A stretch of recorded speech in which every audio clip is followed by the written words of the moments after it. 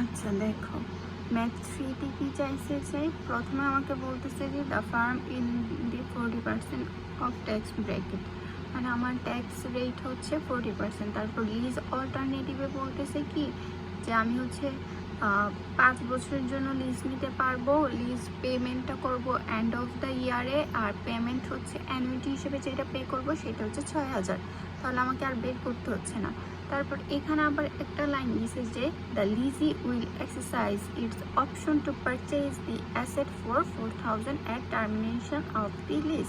মানে হচ্ছে আমি 4,000 দিয়ে আমি যদি চাই তাহলে লিজি কি করতে পারবে যে অ্যাসেটটাকে অ্যাকোয়ার করতে পারবে, ওনারশিপে নিতে পারবে। কিন্তু যেহেতু আমাকে ডিরেক্ট কোনো কিছু বলা নাই যে আমি আসলেই অ্যাকোয়ার করছি, এরকম আমাকে ইনফরমেশন কোনো কিছু দেওয়া নাই বিদায় আমি হচ্ছে এখানে এই যে পারচেজের অ্যামাউন্টটা এখানে কোথাও দেখাচ্ছি না। ওকে, তারপর আরেকটা হচ্ছে যে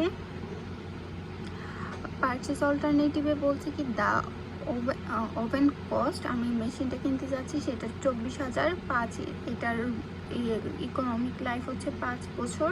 ইট will be depreciated under MACRS of 5 year. আমাকে হচ্ছে ডেপ্রিসিয়েশন দেখাতে হবে MACRS মেথডে।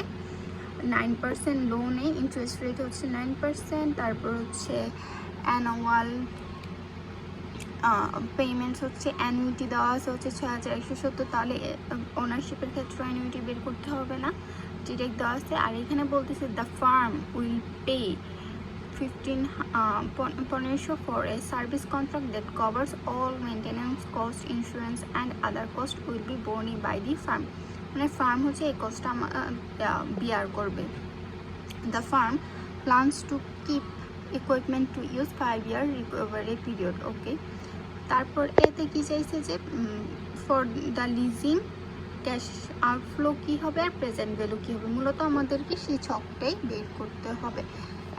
এখন হচ্ছে যদি আমরা এতে দেখি, দেখো আমরা এখানে লিখলাম আমরা কি কি পাইছি, ট্যাক্স রেট পাইছি, কস্ট পাইছি, লিজের ক্ষেত্রে হচ্ছে অ্যানুইটি, টার্ম, পেমেন্ট কি করতে হবে এন্ড অফ দ্য ইয়ারে করতে হবে।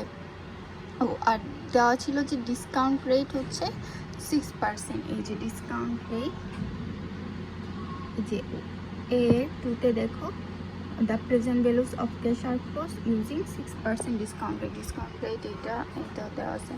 এখন আমি হচ্ছে ক্যালকুলেশন করব লিজিংয়ের ক্যালকুলেশন করলে প্রথম আমার অ্যানুইটি দরকার, অ্যানুইটি দেওয়া থাকে, এইটার উপর আমরা ট্যাক্স অ্যাডভান্টেজ পাই 40%, এটা বের করলাম, যোগ করলাম। তারপর হচ্ছে নিট কস্ট, আর যেহেতু কিছু না এটা থেকে এটা মাইনাস করলাম, এটা বের হলো। এইটার হচ্ছে প্রেজেন্ট ভ্যালু বের করলাম যেই নিয়মে সেইভাবেই। এখানে যেহেতু 1 আছে তাহলে এটার প্রেজেন্ট ভ্যালুটা কীরকম হবে, এই যে এখানে দেখেন, এখানে হচ্ছে 1 থেকে যাবে, যেমন 3600। ডিসকাউন্ট রেট কত বলছিল 6%, তাহলে 1 + 06, এখানে 1 থেকে শুরু হবে, এটা হবে 1। তারপর এখানে কত আসছে 3600, তারপর এটা হবে এরকম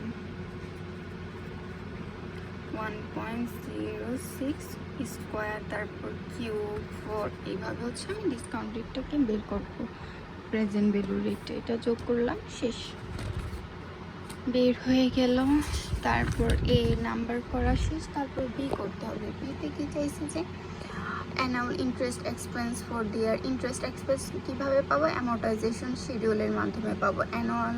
তারপর হচ্ছে ট্যাক্স নিট কস্ট বের করতে বললো, তারপর হচ্ছে প্রেজেন্ট ভ্যালু বের করতে বললো 6% ডিসকাউন্ট রেটের মাধ্যমে। তাহলে প্রথমে আমরা অ্যামোর্টাইজেশন বের করি, এটা হচ্ছে 1 অ্যানুয়াল ইন্টারেস্ট এক্সপেন্স, এখানে 1 লিখে দিই। সার্চে এত কিছু চাই আর ভালো লাগে না। তারপর অ্যামোর্টাইজেশন শিডিউল তো আমরা জানি, এখানে যেহেতু এন্ড অফ দ্য ইয়ার ছিল এই জন্য 1 থেকে যাবে, ইন্টারেস্টও 1 থেকে যাবে, 5% গিয়ে ডিমলিশ হয়ে যাবে। এখানে তোমাকে একটা কথা বলি, হ্যাঁ আমি কি বলছিলাম, এখানে যেটা থাকবে লাস্ট বছরে প্রিন্সিপাল পেমেন্ট এটা দিয়ে দিব, আর এই যে অ্যামাউন্টটা এটা কিন্তু হচ্ছে আমরা 9% দিয়ে বের করতাম, তাই না, যেহেতু আমাকে ইন্টারেস্ট রেট 9% দেওয়া ছিল এটার উপর করতাম। কিন্তু লাস্ট বছরে গিয়ে করবা কি, এটা যেটা আছে এটা এখানে ডিরেক্ট লিখে দিবা, তারপর এই যে অ্যামাউন্টটা এটা বিয়োগ করবা, এই দুইটার ডিফারেন্স বসবে এখানে।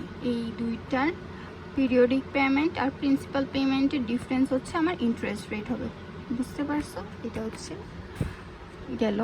তারপর ডেপ্রিসিয়েশন মেথড আবার এই আগের মতো দেওয়া ছিল, 5%, 5 ইয়ার্স বলছিল, ওই জন্য 5 পর্যন্ত একটু যা করলো বের করলাম। তারপর কি বের করতে হবে, তারপর হচ্ছে গিয়ে কস্ট অফ ওনারশিপ বের করতে হবে। কস্ট অফ ওনারশিপ প্রথমে লোন পের পরে হচ্ছে ইন্টারেস্ট পে, তারপরে হচ্ছে ইন্টারেস্ট পে যে অ্যামোর্টাইজেশন শিডিউল থেকে বের করছি, ট্যাক্স অ্যাডভান্টেজ পাইলাম, এটার উপর করলাম ডেপ্রিসিয়েশন যেটা বের করলাম, এটার উপর আবার 40% করলাম।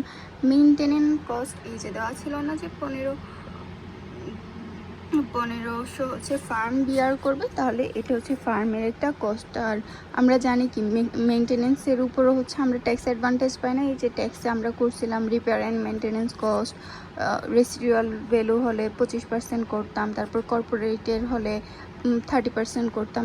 এই জন্য আমরা এখানে হচ্ছে 40% দিব, যেহেতু আমাদেরকে বলা আছে যে ট্যাক্স রেট আমাদের কত 40%, এই জন্য প্রত্যেকটা বছরেরই ট্যাক্স রেট বের করলাম। নিট কস্ট কীভাবে বের করব, এই যে বেনিফিটগুলো এগুলো থেকে 1 মাইনাস করবো, তাহলে 1 থেকে 3, 5, 7 মাইনাস করলে এটা আসবে। এটা থেকে আবার সেম লিজিংয়ের ক্ষেত্রে প্রেজেন্ট ভ্যালু বের করছি, এখানেও সেম এইভাবে প্রেজেন্ট ভ্যালু বের করছি। তারপর সিতে চাইছে কি compare the present values of cash flows streams for this two plans and determine which plan should be preferable. তাহলে যেহেতু বলছে যে শো করো ক্যাশ আউটফ্লোগুলো, এই জন্য এখানে আবার প্রেজেন্ট ভ্যালু দেখাইলাম দুইটা থেকে কম কার লিজের কম, তাই আমরা লিজটাকে গ্রহণ করিব।